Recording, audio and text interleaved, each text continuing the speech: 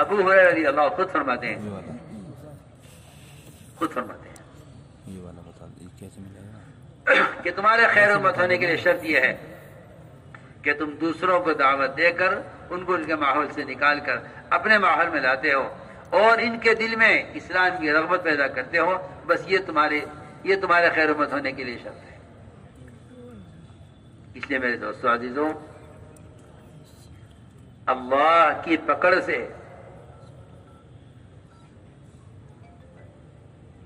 یا تم اوپر آ گیا نا، اللہ کی پکڑ سے اور اس کے عذاب سے بچنے کے لیے، اور صاف بہتر توبہ عرض کر دیتا ہوں، غیروں کے حوالے ہونے سے بچنے کے لیے،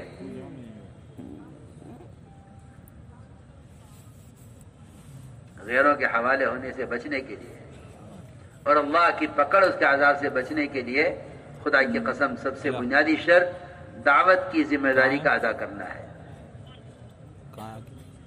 ورنہ قرآن حدیث بھرے ہوئے ہیں اس سے کہ اگر یہ امت دعوت چھوڑ دے گی، وحی کی برکات سے، دعاؤں کی قبولیت سے، آگے کہہ دیتا ہوں حدیث کی روشنی میں کہ ظالم بادشاہوں کے تسلط سے یہ بچ نہیں سکتی. دعاؤں کی قبولیت سے محروم، وحی کی برکات سے محروم. اور صحیح حدیث ہے کہ اگر اس امت نے دعوت کا کام چھوڑ دیا تو اس امت پر ظالم بادشاہ مسلط کیے جائیں گے اور یہ ان کے تسلط کو اللہ والوں اور مشائخ کی دعاؤں سے ختم نہیں کر سکیں گے. یہ حدیث ہے جو میں کہہ رہا ہوں، یہ صحیح حدیث ہے جو میں کہہ رہا ہوں، یہ صحیح روایت ہے جو میں بیان کر رہا ہوں کہ اگر یہ مسلمان دعوت چھوڑ بیٹھے،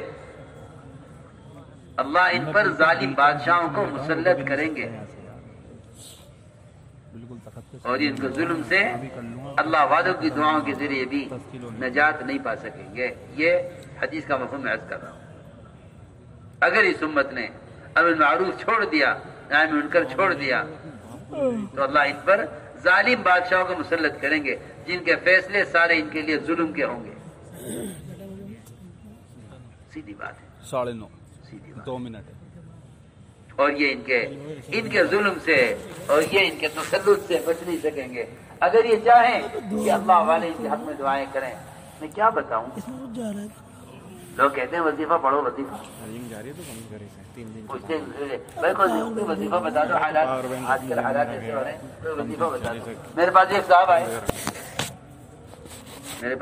آئے کہ کوئی وظیفہ بتاؤ. تو میں نے کہا ذرا عقل سے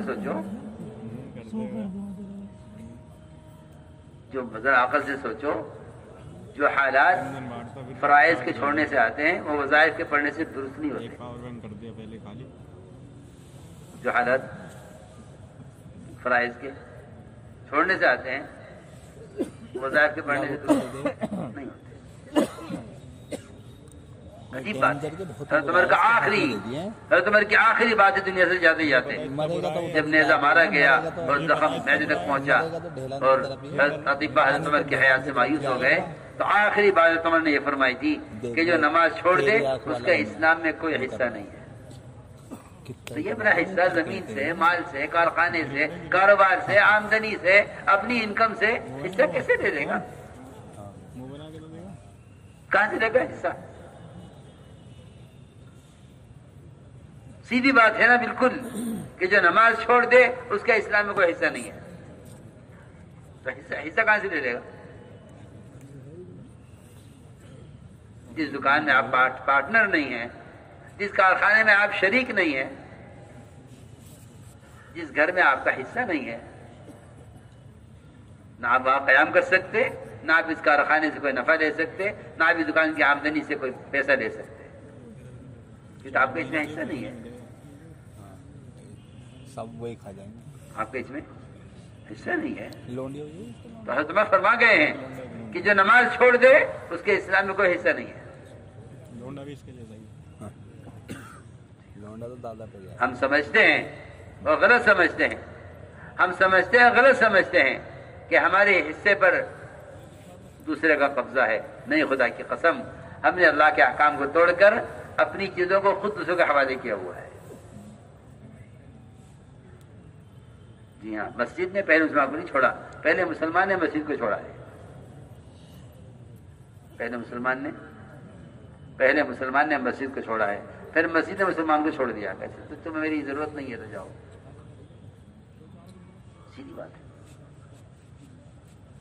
آپ ایک معمولی چیز کے بارے میں کہتے ہیں دیکھو یہ لے لو ورنہ کوئی دوسرا لے لے گا. تو میں اس میں عرض کر رہا تھا کہ جو حالات فرائض کے چھوڑنے سے آتے ہیں وہ حالات وظائف سے پوچھتے کیا وظیفہ پڑھے. تو میں کہا کرتا ہوں کہ اپنے اصل وظیفے پر آ جاؤ، دعوت اللہ پر. تو آج آپ ہو تو گیا. اگر یہ اس وظیفے پر نہیں آتے ہو تو پھر اللہ مدد نہیں کرنے والے. پکی بات ہے. اس لیے میں نے عرض کیا کہ سب سے زیادہ ناراضگی جو ملے گی سیرت میں حضور اکرم صلی اللہ علیہ وسلم کے اپنے صحابہ سے، اور ناراضگی اس پر ملے گی کہ تم نے اللہ کے راستے میں نکلنے میں دیر کی. ورنہ صحابہ سے بڑے بڑے گناہ ہوئے ہیں. کہیں بھی آپ نہیں دیکھیں گے کہ حضور اکرم صلی اللہ علیہ وسلم صحابہ سے کہیں زنا کرنے والے سے، چوری کرنے والے سے، تہمت لگانے والے سے، شراب پینے والے سے، ان سب پر حدود قائم کی گئی ہیں. کہیں بھی اس کی مثال نہیں ملتی کہ آپ نے کسی سے بول چال بند کر دی ہو اس کے اس گناہ کے کرنے کی وجہ سے. آج یہ تو ایسے آ جا، سوائے اللہ کے راستے میں نکلنے میں تاخیر کرنے کے. سلیپنگ ہے نا کہ اس میں آپ نے ناراضگی ظاہر کی اور 50 راتیں آپ ناراض رہے تین صحابہ سے امت کے بتلانے کے لیے کہ اللہ کے رسول کی ناراضگی کا اس سے بڑا اور کوئی سبب نہیں کہ اللہ کے راستے میں نکلنے میں دیر کی جائے. سنو، اس سے بڑھ کر اللہ کی ناراضگی کا کوئی اور سبب نہیں کہ اللہ کے راستے میں نکلنے میں تاخیر کی جائے. یہ قابل مالک کے واقعے سے اس امت کو، قیامت تک آنے والی امت کو اللہ کے راستے کے خروج کی اہمیت بتلانا مقصود تھا کہ اللہ کے راستے کے خروج کی کیا اہمیت ہے. اس لیے عزیز دوست اور بزرگوں،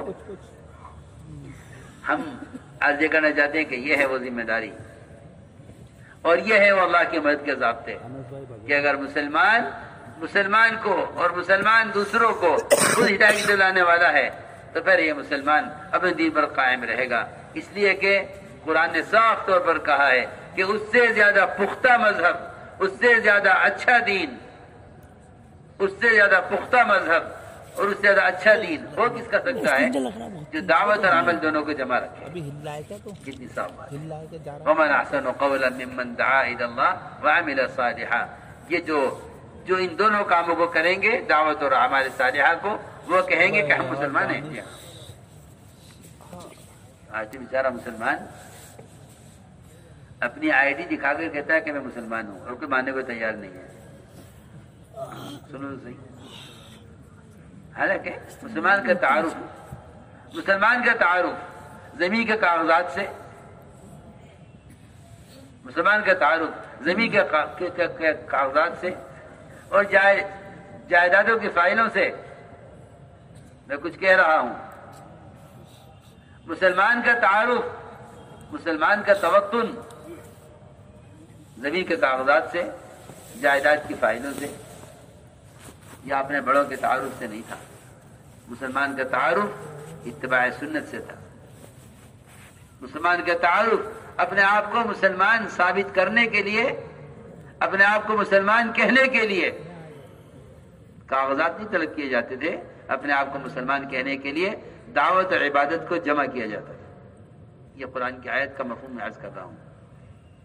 وقال اننی من المسلمین. آخر میں فرمایا کہ جو دعوت عبادت کو جمع کرے گا اس کا مذہب سب سے پکا ہوگا، پختہ ہوگا، اور وہ کہے گا میں مسلمان ہوں.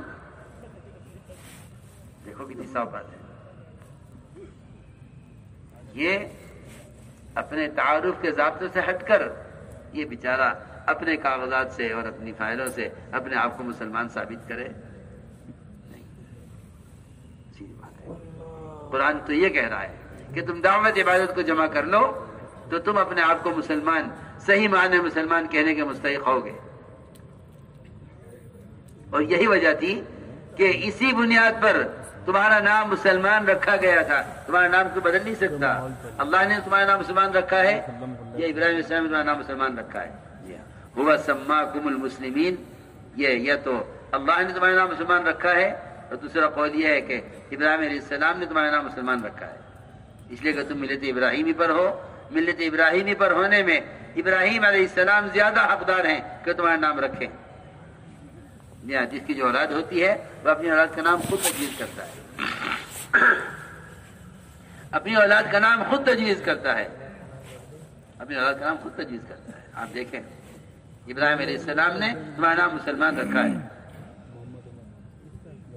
تو میرے دوستو عزیزو، یہ پورا مجمع بات سمجھ گیا ہے اور مدد کے ضابطے سمجھ گیا ہے اور اللہ کے وعدوں کے پورا ہونے کے اسباب سمجھ گیا ہے. اس پورے مجمع سے میں عرض کروں گا اس وقت کہ یہ پورا مجمع اجتماعی طور پر دل سے زبان سے آج اس مجلس میں اب تک کی اپنی ساری غلطیوں کوتاہیوں پر اللہ سے سچی توبہ کرے. اے اللہ ہم تجھ سے توبہ کرتے ہیں، ہم سے اب تک جو کچھ ہوا غلط ہوا ہے. ہم آج سے عہد کرتے ہیں کہ تیرے احکام کو پورا کریں گے اور تیرے بندوں کا تیرے احکام بڑھانے کی کوشش کریں گے انشاءاللہ. اگر یہ عہد اور واقعی یہ دل سے سچی توبہ ہو جائے تو میں تو سمجھتا ہوں کہ اللہ رب العزت اپنے بندے کی توبہ کی طرف سب سے زیادہ لپک کر متوجہ ہونے والے ہیں. لیکن قرآن میں ہے کہ جب مسلمان 3 حالتوں پر آ جائے، یہ اپنے گناہوں پر ندامت سے اپنی ذات پر تنگ ہو جائے اور اپنی زمین تنگ ہو جائے اور اس کو یقین ہو جائے کہ اللہ کے سوا کوئی نجات کا راستہ نہیں ہے. ثم تاب علیہم لیتوبوا، پھر اللہ متوجہ ہوتے ہیں اپنے بندے کی طرف. اس لیے ہم عزم کریں اس کا کہ انشاءاللہ آج کے بعد ہم 2 چیزوں کو لازم پکڑتے ہیں، ایک دین اور ایک دین کی دعوت. انشاءاللہ دین اور ایک دین کی دعوت، اس کو ہم لازم پکڑتے ہیں، دین اور دین کی دعوت. تو اللہ رب العزت کی طرف سے پھر اللہ کے وعدے بھی پورے ہوں گے دین کو حاصل کرنے والوں کے لیے اور جن اعمال کے ساتھ وعدے ہیں ان اعمال کو پورا کرنے والوں کے لیے. اس لیے پورا مجمع اسی سکون سے رہے جس طرح بیٹھ کے بات سنی ہے. اور ہم عرض کریں گے کہ جو علماء سال لگائے ہوئے ہیں وہ عرب سال کے لیے، اور جو علماء ابھی سال نہیں لگا ہے، فراغت ہو چکی ہے، وہ علماء اپنے ملک میں سال کے لیے، اور 4 ماہ لگایا ہوا جو مجمع اس پورے مجمع میں ہے وہ تو کھلے خرچ کے ساتھ اپنے آپ کو بیرون کے لیے پیش کرے. فرمائیے بھائی، فرمائیے، جزاک اللہ. دکھائیے کیا نام بھائی؟